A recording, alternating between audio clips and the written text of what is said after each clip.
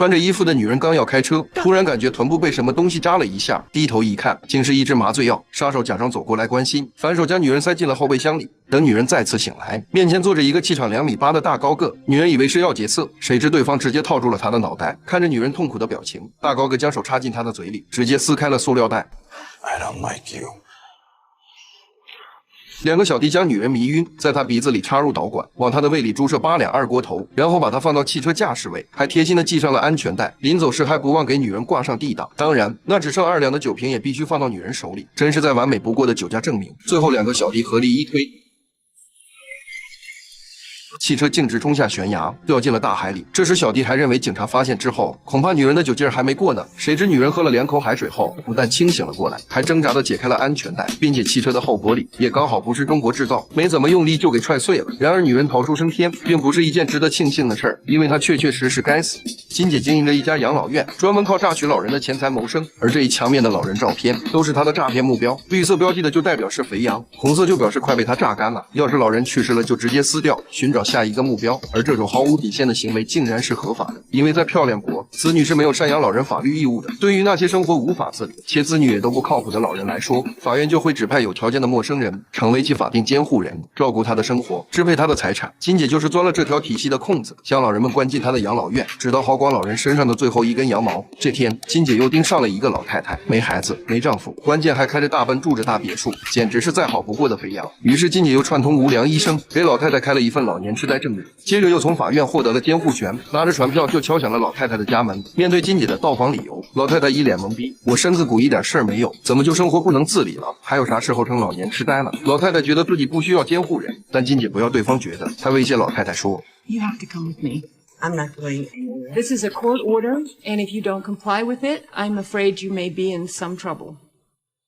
看着远处的警察，老太太就这样稀里糊涂的上了金姐的车，一路被拉到了养老院。等老太太察觉到不对时，已经出不去了。金姐没收了她的手机，还以监护人的身份将老太太家里所有值钱的东西全部变卖，甚至在抽屉的背面找到了一枚银行保险柜的钥匙。来到银行打开一看，里面不仅放着手表、金条、债券，还有一个被挖空的新华字典。倒出袋子里的东西一看，竟然是20多颗价值不菲的大钻石。看来这次是真的挖到宝了，并且金姐还在老太太的保险单里发现，她给几百块的手表都买了保险，唯独价值几百万的钻石没有任何记录，这也就说明钻石的来历肯定不干净。这更加让金姐有了独吞的想法，但助手却提醒她，老太太肯定不像表面那么简单。虽然金姐也想到了这一点，但她人都在自己手里，况且又是个没孩子的寡妇，让她也掀不起什么风浪。现在的金姐一心认为老太太就是最肥的羊，殊不知这只肥羊的背后站着她惹不起的恶狼。黑帮小老正在荡秋千，别看他身高不足2米，但气场绝对超过2.8米，江湖上都叫他小恶魔。然而就是这么一个令人闻风丧胆、干着女性进出口生意的黑帮大哥，背地里却是个温顺的大孝子。但因为职业特殊，他只在每个月的8号买上各种名贵糕点，在地下车库跟自己的妈妈偷偷见上一面。可万万没想到，这次负责接老太太的司机到达之后，却发现别墅已经换了主人，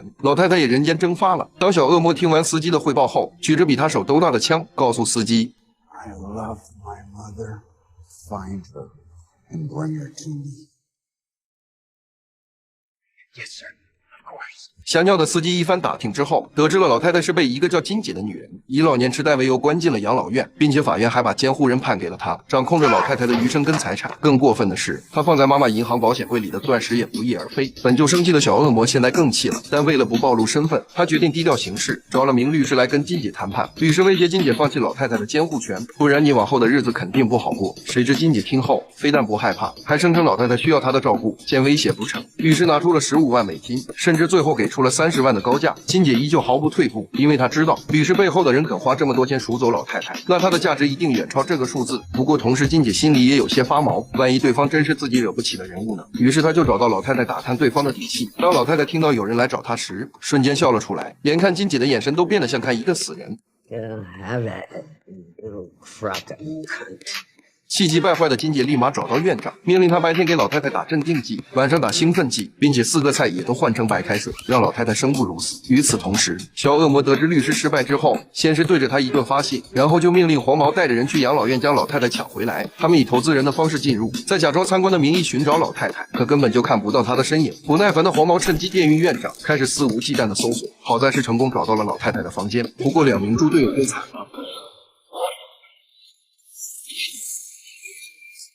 黄毛拉着老太太往外走，而小恶魔则在外面接应。就在二人走出大门的瞬间，金姐突然出现。老太太见状撒腿就跑，但还是被保安拦下，警察也闻讯而来。小恶魔只能坐在车里，眼睁睁看着母亲再次被带走。事到如今，他的耐心已经全部用光，必须得给金姐点颜色看看。于是，一个电话打过去，曾经帮助金姐的无良医生，就以死亡的方式出现在了新闻里。金姐看到后知道这是对方来真的了，赶紧回家收拾行李准备跑路。可是思来想去，还是觉得不甘心，于是再次找到老太太，打听她背后的势力到底是谁。老太太一脸嚣张地说：“要是你现在把我放了，说不定可以饶你一命。”可是金姐表示，自己的字典里就没有“怕”这个字，她决定跟老太太背后的人抗争到底，顺带着还嘲讽老太太不过是个老年痴呆。老太太听到这话，缓缓走到金姐身后，用手臂死死勒住了她的脖子，而她的这一举动正好掉进了金姐的陷阱，因为金姐的目的就是为了激怒老太太，然后拿到她有暴力倾向的证据，好利用法官将她送进戒备森严的精神病院。做完这一切，金姐将小恶魔的钻石放到一个珠宝商的店里存了起来，然后拿着行李准备去外地避避风头，可她终究是低估了小恶魔的实力。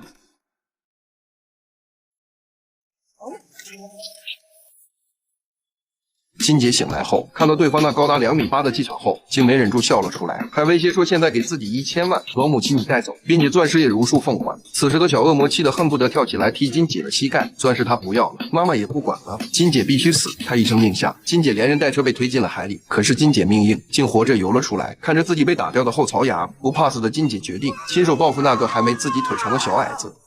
女人全身是水的来到便利店，拿了一瓶牛奶跟几件衣服，然后走到柜台拧开牛奶瓶，把一颗牙齿扔了进去。老板对此很是不解，可没想到女人当着他的面竟换起了衣服，接着又虚脱地趴在烤肠机上，就像是经历了一场大战。原来就在刚刚，金姐被一个还没她腿长的黑帮大哥连人带车扔进了海里，好不容易才死里逃生。他让饱了眼福的老板帮忙叫了辆出租车，可刚回到家，家里却死一般的沉寂。金姐拿着扳手小心翼翼地来到楼上，竟然看到自己的助手浑身是血地躺在地上。原来就在金姐被打的同时，小恶魔还派了另一伙人袭击了助手，好在助手并没被打死，但这也彻底激怒了金姐。她决定亲自报复那个小矮子，不过前提是得先把牙安上。助手劝她要不算了，但不怕死的金姐咽不下这口气，她根据记忆中的车牌号找到了小恶魔的玩具车，谁知这里住的并不是小恶魔，而是他的司机。她偷偷跟踪司机来到一所高级大厦，而此时小恶魔正坐在上面喝着奶茶，悠闲地看着风景。殊不知金姐已经戴上假发，混进了他公司的地下车库。她假借问路，趁司机没注意，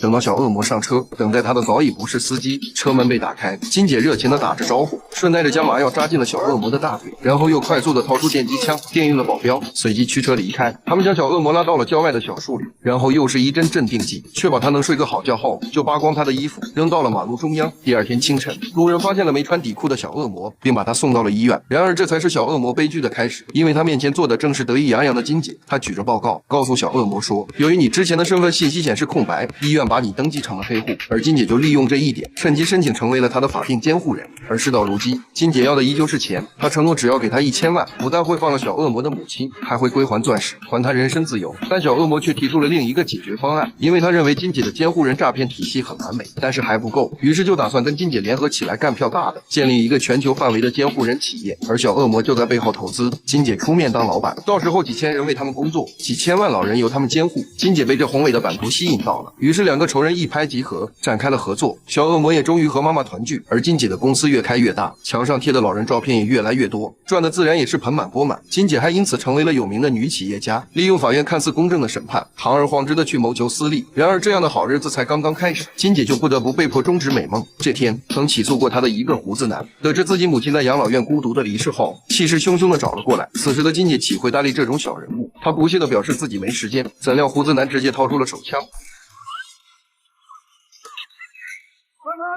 新闻里金姐的采访还在继续播放，但外面的她则永远离开了，亲手打造的监护人帝国，同时也验证了那句善恶到头终有报。影片极大讽刺了某国的制度，资本披着合法的外衣，成千上亿的收割韭菜，而普通百姓面对这样的剥削，竟只能通过蛮力才能得以伸张，这是多么的荒唐。